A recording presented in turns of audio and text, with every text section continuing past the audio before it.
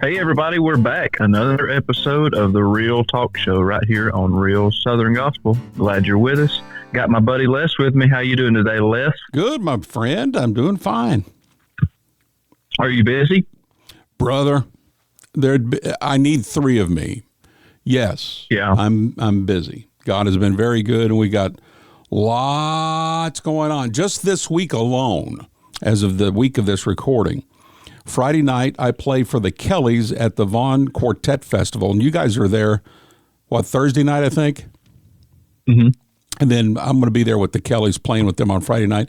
And then Saturday, somehow or another, not sure how this happened, but I'm being inducted into the Tri-State Gospel Music Hall of Fame there in just outside of Chattanooga with Libby Stuffle Perry of the Perrys and some other folks. So busy week, busy weekend, lots going on. That's awesome.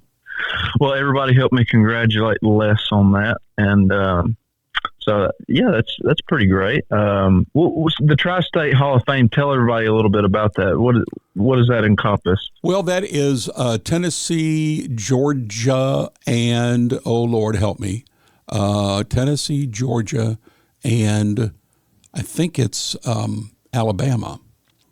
And it's folks from those three states that they recognize as, contributing things to gospel music. And man, I'm telling you, everybody. It's kind of a bigger deal than I was thinking, because I saw the list of people, and like all of the Happy Goodmans are in this Hall of Fame. Last year, Phil Cross was put into it, and a bunch of names that everybody knows, and now my name's going to be in there, and I'm like, what? Well, what part of Alabama were the Happy Goodmans from? It was Alabama, right? Yes, it was Sand Mountain. Okay, Sand Mountain, Alabama. That is in the northeast mountains of Alabama. Okay. Jay Kess was. I didn't know Alabama had mountains. Jay Kess was from there, and Cat Freeman, which was Vestal's brother. Cat was, of course, a tenor for the Statesman. And there's a whole bunch of folks from Sand Mountain, Alabama. Sand Mountain, Alabama, and North Carolina. If the two of those things if they were like blown up and they went away, we'd have to quit. We couldn't even have Southern gospel music without North Carolina and Sand Mountain, Alabama. Well, I know we've got some Alabama listeners, so I'm going to pose a question to all of our Alabama people. What's the deal with you guys' bathrooms? Okay, what does that even mean? I just, I don't know if I should leave it there or expound. I mean, I'll just say this. I've been on the road for a while now, and there's just a common theme when you stop at pretty much any rest area, or especially like a gas station or travel stop or something like that, anywhere in the state of Alabama, you might as well not even go to the bathroom. It's inoperable. Oh, in like they have signs up you can't enter, or you go in and it's just so dirty and so bad. Yeah, it's a mistake to go in. Oh, I mean, you can you can do what you need to do, but it's at your I don't know. Risk. Yeah. It's not pleasant. I don't know what I've always had that pet peeve since I've been traveling, and all the guys know how I feel about it. And I want to know what the deal is. So if you're from Alabama, email or text us and help us get to the bottom of this. And maybe we can go to the governor or something like that and pose this question and get this problem solved. Okay. But it's not only Alabama. I'm hard on Alabama, but kind of a Mississippi thing too, and Louisiana. Those three states should just become one. Okay, man, you're coming out swinging today. I don't mean to. You brought up the Happy Goodmans. That made me think of Alabama. And anytime I think of Alabama, I can't help it. I'm really not. I have a lot of Alabama friends, man, but I I want to know what the deal is. Why can't we clean a bathroom at a gas station? Why can't we do that?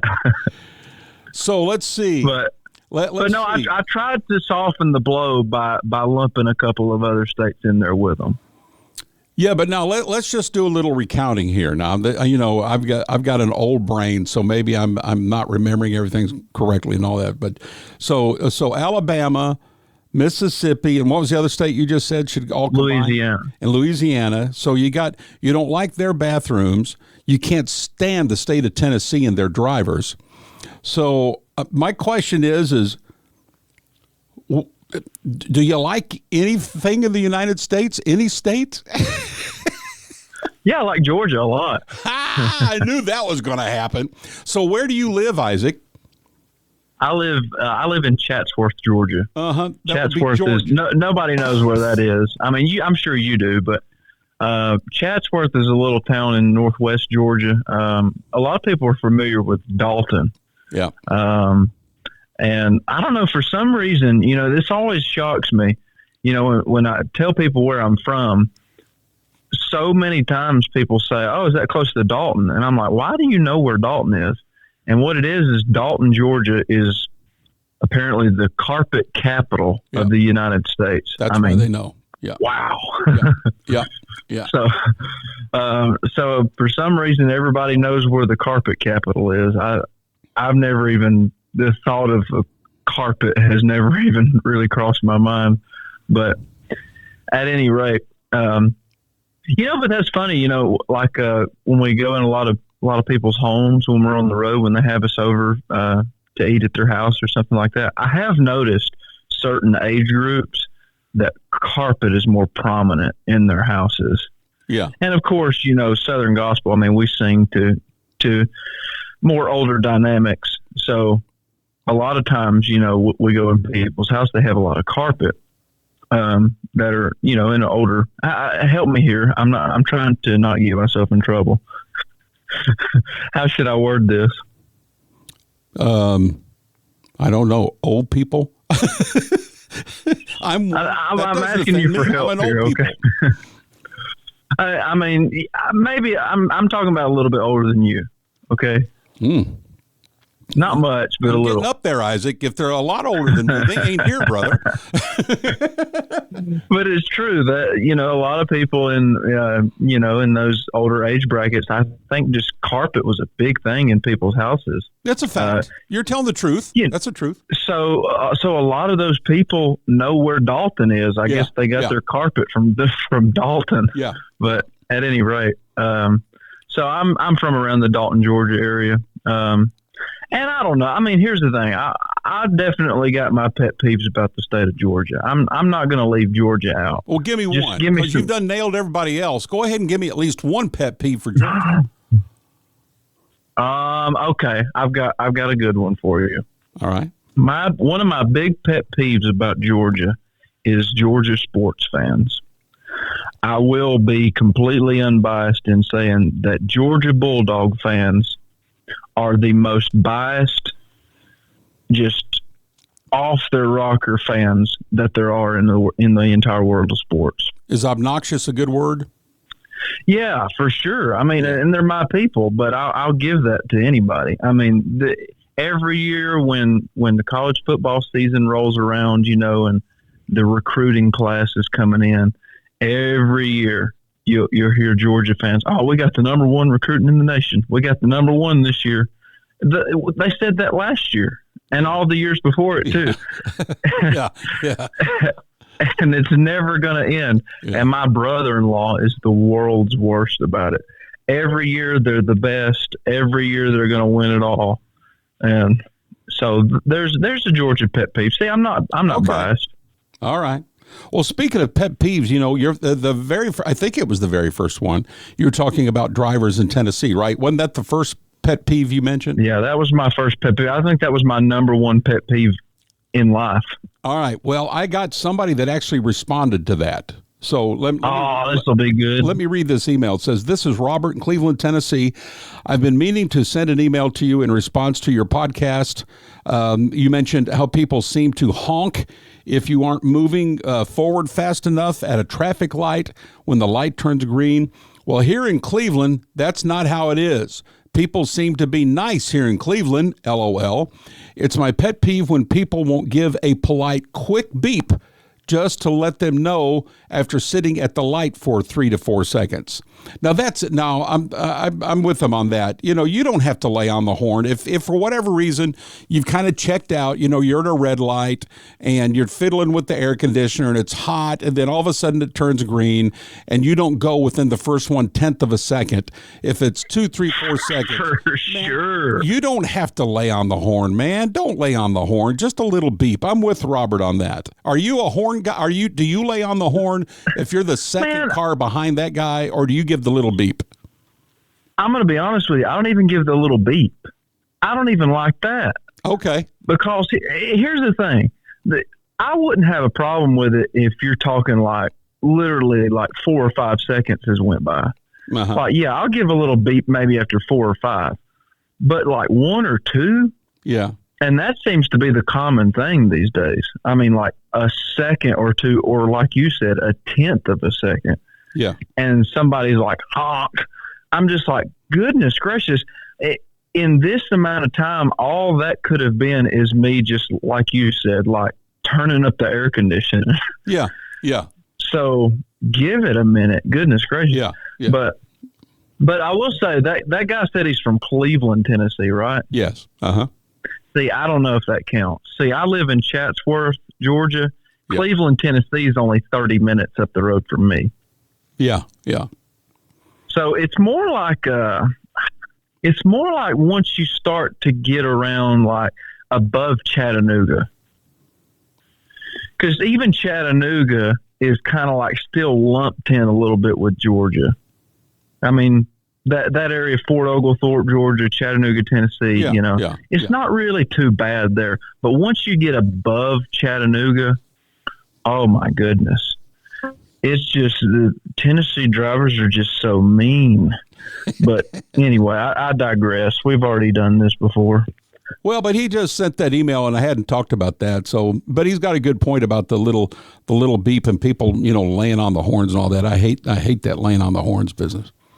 I can honestly say, Les, I mean, in all the years I've been driving, I think I may have I probably honked my horn less than 10 times.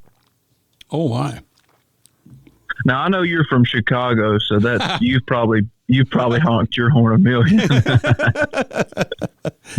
Let's just say, hey, for those of you who don't know, Les is a Yankee. Yeah. Yeah, I am. We won, by the way. But anyway, but I did head down this direction as quickly as I could get here, Isaac. So give me some credit, man. Yeah, you're good. You've been here long enough. Yeah, man. I've been in the South way longer than I was up north. Can you believe I've got Connecticut family? Get out. I'm serious. Wow. I wonder what all the people listening would think about that. Listening to me talk, and I've got people, legitimate Yankees from Connecticut in my family. Man, yeah, I don't hear any Connecticut up in you. That's for sure. No, not a bit. Ne'er a bit. Yeah, ne'er a bit. Well, I've been south for over twice as long as when I was up north, because I was up north for 22 years, and I've been down south here for 43 years. 43 years. Now, did you start in gospel music while still living in Chicago? Oh yeah. I sure did. I sure did. That was that was. How did that work? That was my big. How did that work out? Oh yeah. So there was I tell you what. We're going to take a break. I'll come back and start with that, and I'll answer your question. But we're going to take a quick break and come back. Is that good? Yeah, send us off. Okay. All right. So you're tuned into Real Talk with Isaac Moore, and I'm Les Butler, and we'll be back here in just a moment. And I'm going to answer Isaac's question, and then we got lots of other things happening on Real Talk today, so stay tuned. We're back. Real Talk with Les Butler and Isaac Moore. Before we took a break, I was talking to Les a little bit about his starting gospel music. Interesting because he is from Chicago. What, my folks would consider to be a Yankee. Yep. So it's kind of interesting to me, and probably to a lot of you listening, how a Yankee could have ever even discovered Southern gospel music, much less got into the business in such a way as Les has. So Okay. talk to us about that, Les. Okay. Well, I discovered it through my parents, who were both from Eastern Kentucky. So there's that connection. I mean, they were from Moorhead and Olive Hill, Kentucky. So all they knew was bluegrass, country, and then, a very traditional Southern gospel music, hymns, that kind of stuff. And so they moved up north to get a job, because in the mountains of East Kentucky in the 50s and 60s, there was no such thing unless you wanted to run moonshine or work in a coal mine. And so they moved up north. My dad got to work at U.S. Steel in Gary, Indiana, and that Gary's right there on the lake with Chicago and all that. But So that's where Southern Gospel was introduced to me. But now how I got the job was, there was a 5-hour show on WYCA, which was a Christian radio station in Hammond, Indiana. Again, Gary, Hammond, Chicago, that's all bunched up together there. So it's all called the Chicagoland area. And so this Southern Gospel show was on Saturdays from 7 to midnight on WYCA. And I ended up getting a job there. And my first job was actually reading the news on during the weekend evening programming. So his show was on from 7 p.m. to midnight, so I read the news for him. And at the end of the first month, he came to me, and because we were talking Southern Gospel music whenever I wasn't reading the news and all of that, and he came to me and said, I'm retiring. This is my last show. And he said, come here, I want to show you something. And he had this room full of vinyl and albums. He said, these are yours. You're doing the show from here on. And that was 1978. And so I'm reading the news at this Christian station. It happens to be during the a Southern Gospel show. And he retires. And I get the show, and that was literally, I started in 76, but my Southern Gospel radio started in 78. So I've been on the air for 50 years. The last 48 has been in Southern Gospel music. So that's how that happened. So you're saying when you started in radio, you weren't even necessarily doing Southern Gospel radio. You were just doing radio in general. That's right. That's right. I was at another station there in Hammond called WJOB, and I was just doing all of the, the typical local AM radio station stuff. They would send me out to cover the 4th of July parade, the Christmas parade, read news, do commercials, all of that kind of stuff. And so I did that for 2 years, and then I went to this other station, which was a big FM station there, and it was a Christian station, and that's where I wanted to go. Little did I know they were going to put me on the night that the Southern Gospel show was on the air, and little did I know at the end of that very first month that man was going to say, come here, this is all yours, you got it from here on out. Wow. That's really cool to me. Even just the fact that you started in regular radio more so than even the Southern Gospel part of it, because, I can remember how much more prominent radio was just in general when I was a kid. Yeah. Compared to how it is now. Yeah. I mean, I'll take everybody down memory lane. I mean, now, if you're my age or older, you probably have a memory of getting in your mom and dad's car on Sunday morning, going to church with the radio on, or, your parents take you to school and the radio is on, and the first things you hear the morning weather report or the traffic report, or, if you get in your grandparents' car, they've got an old country station on, a clean country station, I might add. Yeah. or they're playing a good old gospel station, or I'll tell you this. Now, I don't know if you would have an experience with this. You've never been much of a hunter, have you? No, fisherman. Okay. Well, for folks around my area that kind of grew up hunting and fishing a lot, you might get up in your granddaddy's truck and he's got one of these outdoor shows on the radio, like one of these hunters that does a show. And then there's these trader shows. Do you know what those are? Oh yeah. So yeah, a guy comes on and they take calls. They take live calls on the air, and some old boy calls in and he's like, "Hey, I got an old fishing boat out here. Here's my address. Yeah. Here's how much I'm wanting for it." And then somebody else would call, and just, man, to me, those little memories of the radio, hearing the radio, man, you're on the way to the trash dump with your pawpaw or something like that, and that's what you hear. Man, those are just such good memories. Those shows used to be called swap shop shows. Swap shop. That's what it is. I've hosted a few of those, actually. Man, it's been so long since I've heard one. I forgot what they were called, but man, it's just the little things like that. I mean, that just those memories make me the happiest. Yeah, I mean, really. I get that. The thing about Chicago too and Southern gospel music. Now I'm going back to the 60s and 70s here, but I am telling you, man, there was a big theater in downtown Chicago called Medina Temple.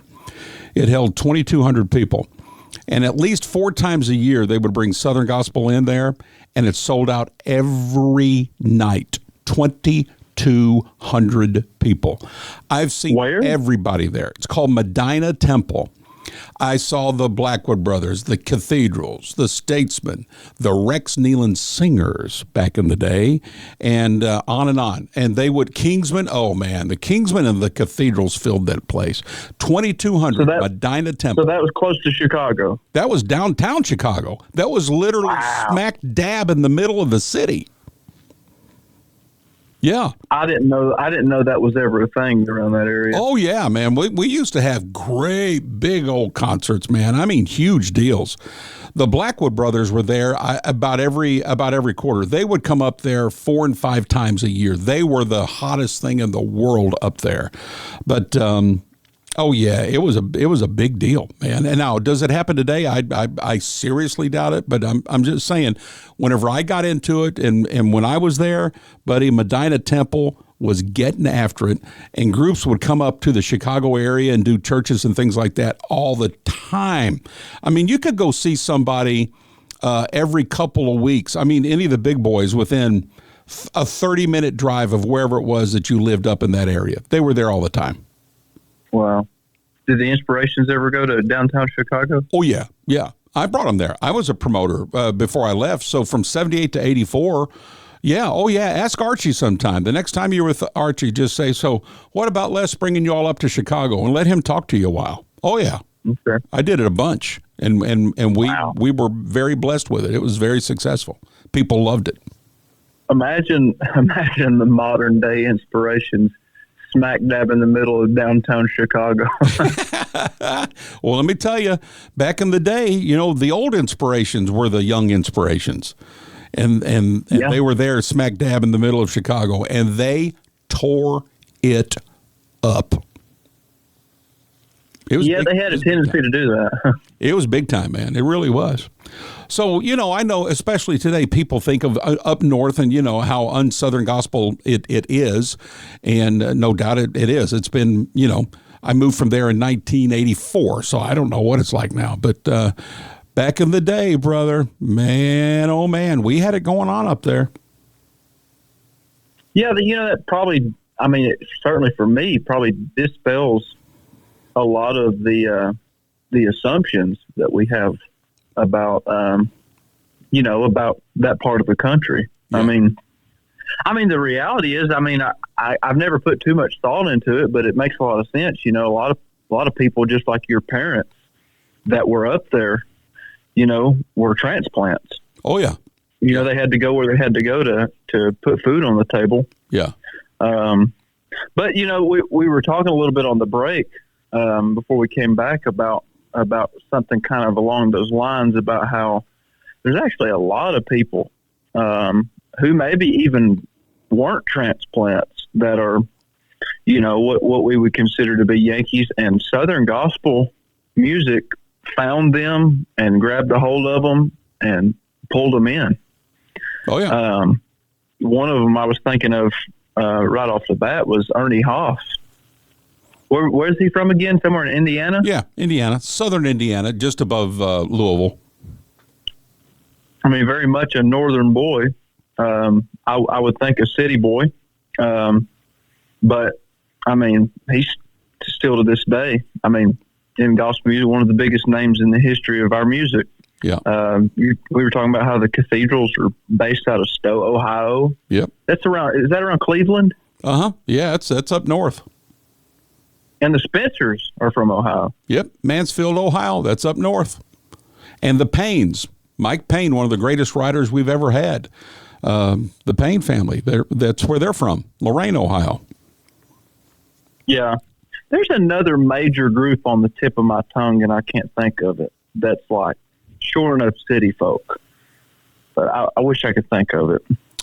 Well, it would probably surprise some people. You've got the Couriers were from Pennsylvania, way up north in Pennsylvania. Maybe are you thinking about them? That's way up north. Yeah. I don't think so, but that's an interesting one too. I had forgotten about that. And of course, the Keystone Quartet was up from there too. And the Keystone Quartet, you know, yes. Half of the Oak Ridge Boys. They came from the Keystone Quartet. Yeah, that's the group. Yeah. Okay. So I thought that might be surprising to a lot of people listening. That, you know, I mean, the Keystones, like you said, half of that group turned into, you know, what we now know as the Oak Ridge Boys. But I mean, were they from around New York, New Jersey? They were from around Philadelphia. Okay. Yeah, that's right. Which is where Joe Bonsall, who was their tenor for several years, that's where he was born and raised and from. Who would think? Who would think that the Oak Ridge Boys, who sang, you know, the music that we know them to have sang, I mean, whether it be their Southern gospel stuff or their country stuff, you know, a couple of those guys were sure enough Yankees. I mean, that's funny to me. You know, something you would never guess. Yeah, and of course, in addition to Joe, Richard Sturban was with them, and so you know, he was with the Oaks for 50 plus years, and then several members of the Keystone Band ended up being in the Oaks band. So that whole group kind of transplanted from way up north. Wow, very cool. Let's take a break and we'll come back and do some more stuff. But, Southern Gospel has always had a significant presence up north, and undoubtedly still does in pockets and areas. Matter of fact, if you're listening right now and that's where you live up north, give us a little news flash on the status of Southern Gospel music up in your area of the north. You can just email me, and we might read it on the air, just like I read this note here from, what was his name, from Robert in Cleveland, Tennessee. We might read yours. So here's the email address, Les, L-E-S, at butlermusicgroup.com, Les at butlermusicgroup.com, and we may read it on the air. Well, Isaac Moore, myself, Les Butler, Real Talk. We'll be back with more in just a moment. Stay tuned. Hey, everybody, we're back. This will be our second to last segment of this edition of the Real Talk Show, and we've had a great one so far. Got a lot more to talk about, though, and some more serious stuff to talk about. The last talk show that we did, we had a really, really interesting topic of discussion come up. One that I've been wanting to hit on for a long time, and time has finally come. We want to talk a little bit about showmanship in gospel music. So that's what we're going to do right now. What do you think about it, Les? Yeah, well, we got several responses and emails about that, and I think it'd be good for us to read them and let the folks talk, and we'll listen to what they have to say about it, and then maybe we can respond to that. And I think the thing that kind of kicked it off was, and I don't remember exactly why we were talking about this, but I mentioned having a picture of Jim Hamill throwing little Ernie off of the stage. I think you were talking about little Ernie Phillips, I think is what it was. Oh, yeah. And I mentioned that I got this picture that I own because a photographer used to follow me around to all of these concerts that I promoted and emceed up north. And he would give me the film. And so I'm the only one with I got tons of pictures, and they're just all mine. And one of them is an absolutely great picture of Jim throwing Ernie off the stage. And so that kind of got the ball rolling about, being showy and showmanship and all that. And so here's one email from John Barker from West Liberty, Kentucky, saying, I'm incredibly excited for the episode on showmanship in gospel music, and I would like to weigh in on this. To answer simply, my answer is a resounding yes. I see a place for entertainment in the music. Now, there are groups who choose not to and have done well with that decision. They know their audience, and they know their audience would likely not be receptive to it, and honestly, it would not be authentic for them to do so. And by the way, I think that's just a great point. I'll continue to read. As for the debate on groups who choose to provide entertainment, and amid some folks claiming that it's too showy and doesn't belong in a gospel concert, you're talking to one of the biggest fans of Southern gospel music and the eternal truth on which these lyrics are established. God has ministered to me again and again through the music, and it's by far the most important aspect. Where did my love begin, though? As an 8-year-old kid watching a 1991 VHS tape of The Kingsmen and laughing at Big Jim Hamill's antics. Of course, what really drew me was when Ray Dean races bass singing and those slides, which some people would argue are just too showy. I think entertainment is important because you never know who will be coming in there and may have no clue what this is and what it's all about and may be guarded. Bill Gaither said it well when he said that the job of the artist is to create community and to share a message we believe in very deeply, and nothing creates community like good, clean humor. Then his final paragraph is this. He said, finally, I'm going to say this, and this may be the most important argument for entertainment. Obviously, the goal is to reach the lost, and let's not forget that. However, there are a good many Christian folk that come through those doors, and salvation is not what they need, as they already have that. They may be in the middle of a terrible divorce, or just buried a loved one, or got a bad medical report, or maybe just simply have a toxic work environment. They know God is faithful, and the songs can certainly reinforce that, but maybe for that person, all they need to do is smile or laugh for the first time in weeks or months. If they can walk away in a better spirit, having laughed genuinely and in a godly manner, what greater ministry could that person have received in that moment? That was lengthy, but I do believe the topic is one worth discussing, and I can't wait to hear it. Thank you all, John Barker. What do you think, Isaac? Man, I want to know what you think first. Well, I think first off, John was very articulate, very thorough. And John, I commend you for this email. I was blown away by it, actually. Certainly, I think I agree with the majority, if not everything that he said. I guess everybody has kind of a line, there's a line where you do or don't do that kind of thing. I guess mine would be a church environment. I would be less likely to do that in a church environment just because of the holiness of the place itself. It is dedicated, that those four walls and that steeple and that whatever is dedicated to ministry. Not that laughing isn't ministry. There is that. I'm not saying that. But the seriousness within that building, I think, is is something that I would entertain as being the most important thing, is the seriousness of the ministry in a church house scenario. Now, like I just mentioned, Medina Temple a while ago in Chicago, there wasn't anything, that wasn't a church. It was we'd bring the Kingsmen in on a Saturday, and Friday it had, Kiss or Molly Hatchet. You know what I mean? So yeah. that was a completely different thing. Downtown Chicago with all kinds of different people coming in. And there, the entertainment value I'd put a much higher premium on the entertainment value in that kind of an atmosphere. Right. So, but can you smile and giggle in church and all that? Well, of course. Are you kidding me? I've laughed, I've laughed in church to where I've almost blacked out from not being able to breathe.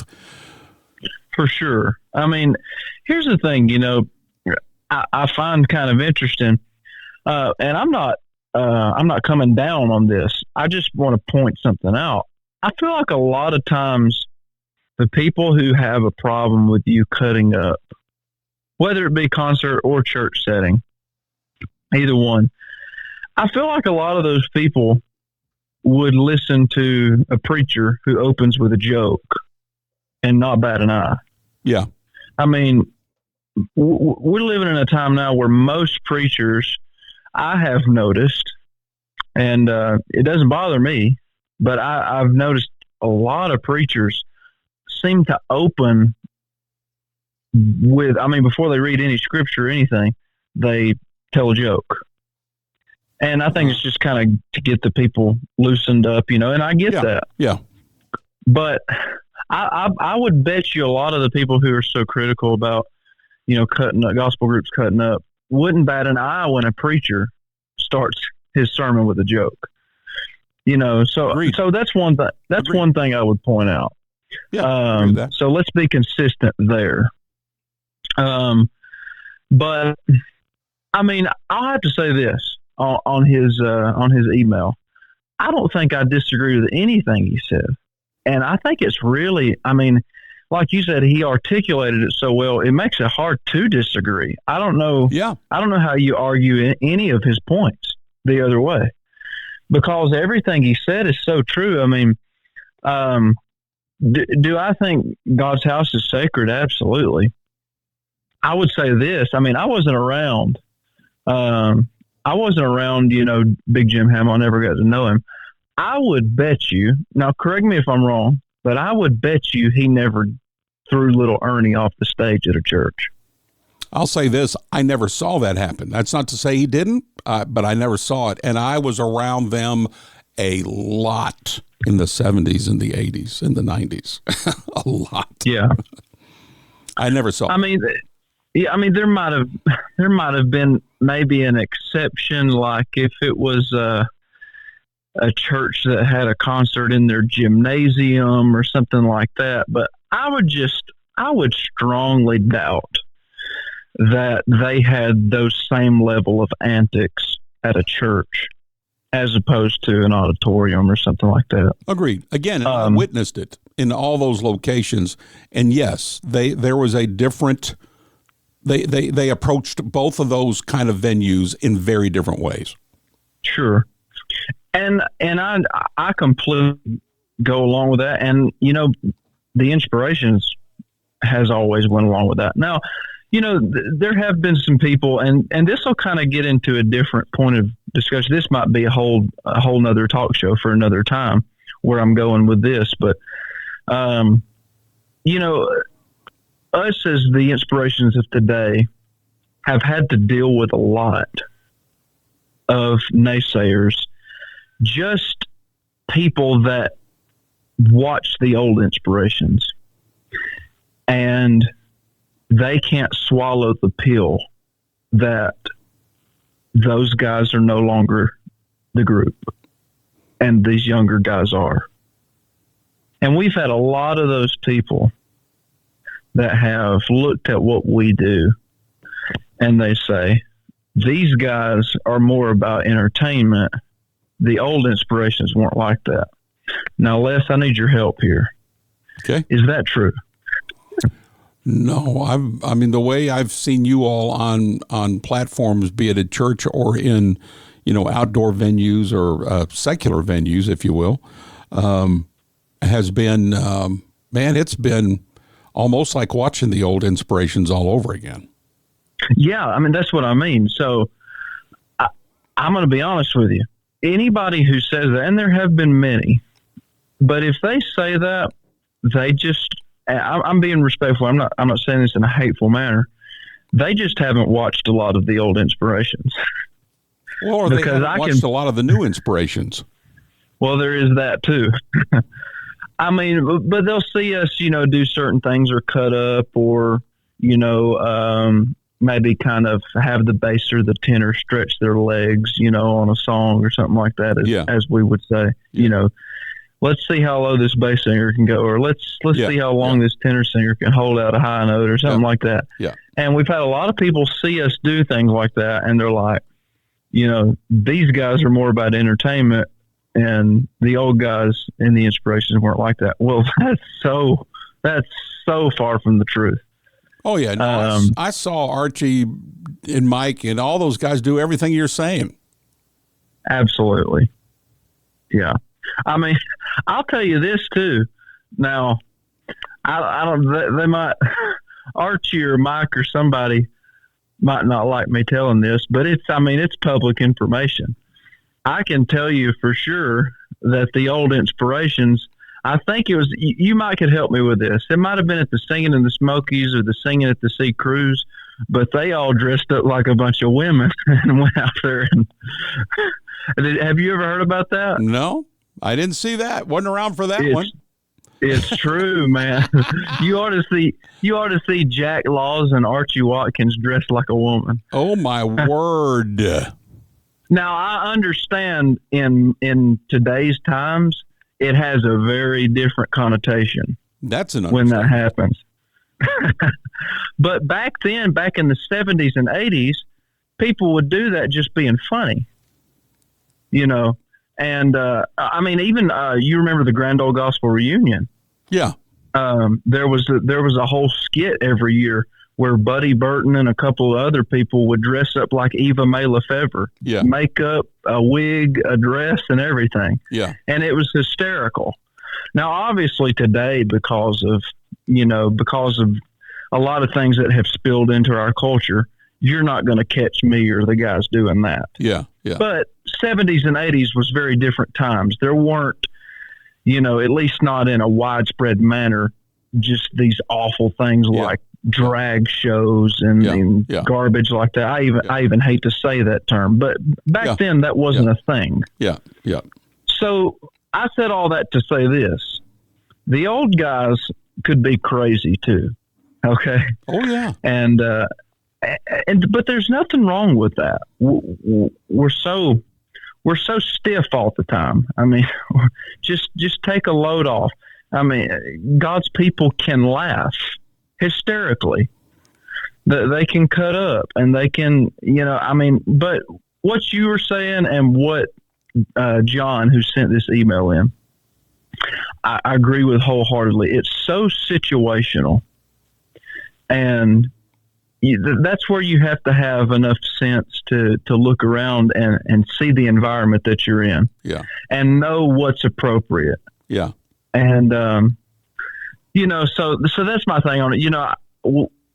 We've had this conversation about showmanship and entertainment and gospel music amongst other artists so many times.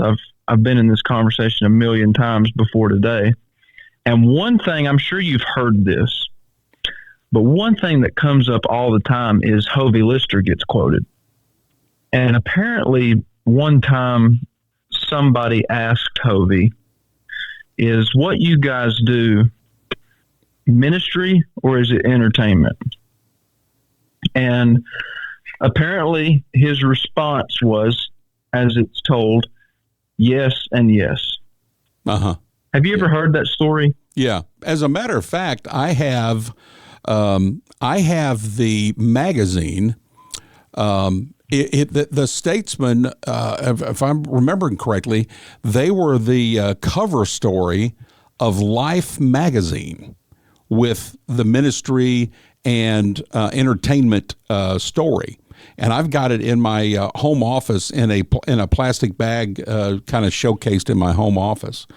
And it's all about that. And, when I say Life magazine, that's like saying, like Time magazine today. Yeah. In other words, it was big time. And there they were as a focus in that thing back in the 50s. That was huge. So yes, I can and imagine. that whole magazine, not the whole magazine, but their story, their cover story in that magazine was about that. That's just such a measured and great answer. I wonder if he was. It's so witty. I wonder if he was prepared for the question or not. Man, because to get that question and say yes and yes. Oh yeah, yeah. I don't know. Just a great answer. Yeah, and that's something. That's something I think a lot of people forget is that two things can be true. Yeah. At the same time. Yeah. Not often, but sometimes it can. And this is one time where it could. Yeah. I mean, but certainly no matter where we go, whether people agree with it or disagree, I think we've proven over the last 6 years that you can effectively entertain people in a very godly manner. And at the same time, turn right around and absolutely bless their heart to no end. Yeah, I've been on the receiving end of that. To back. I've been on the receiving end of that, so I know that to be true.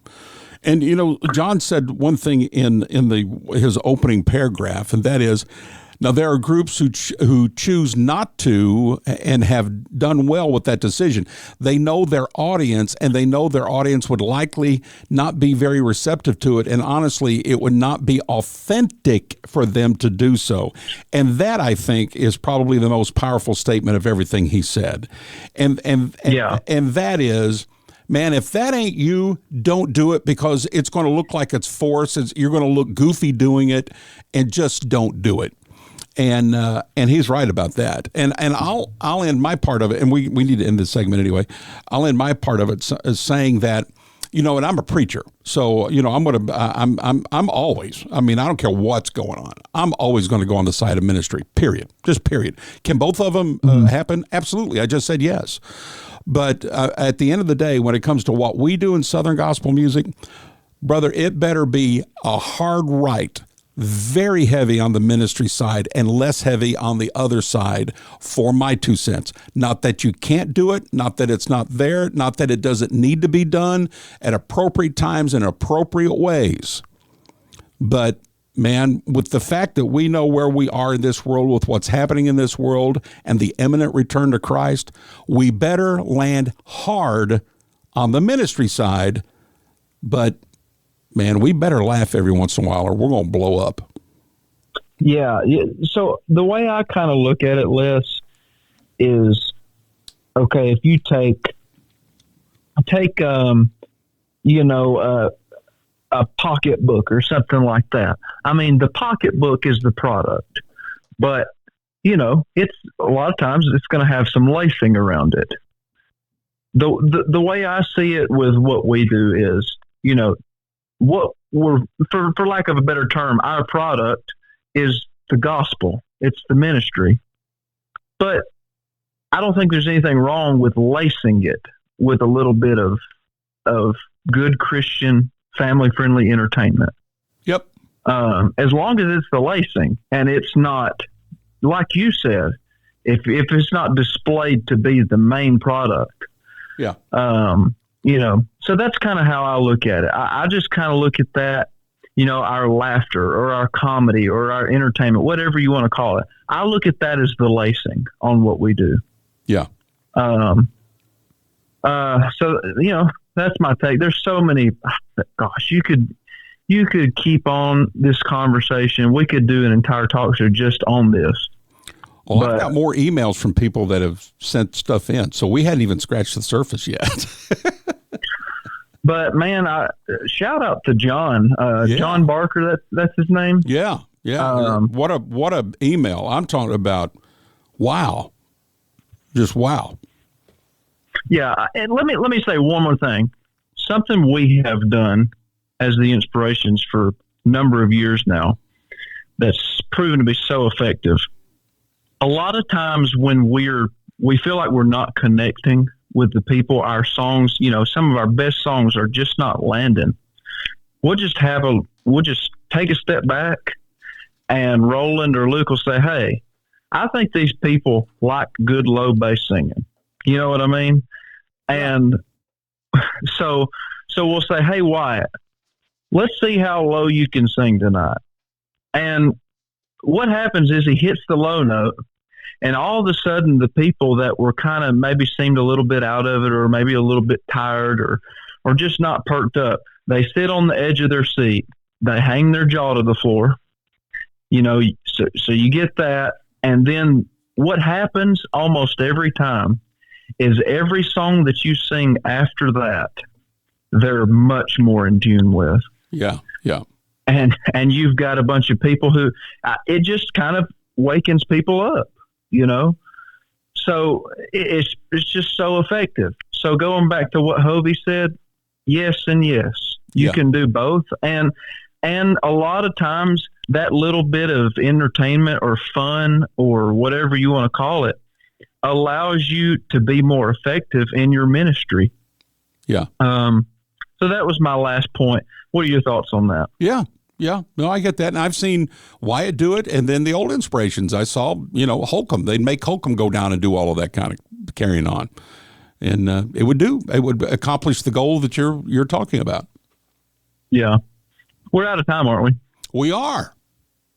Go ahead. Well, I hate it because we got a lot more to talk about, but hey, we'll do that next time.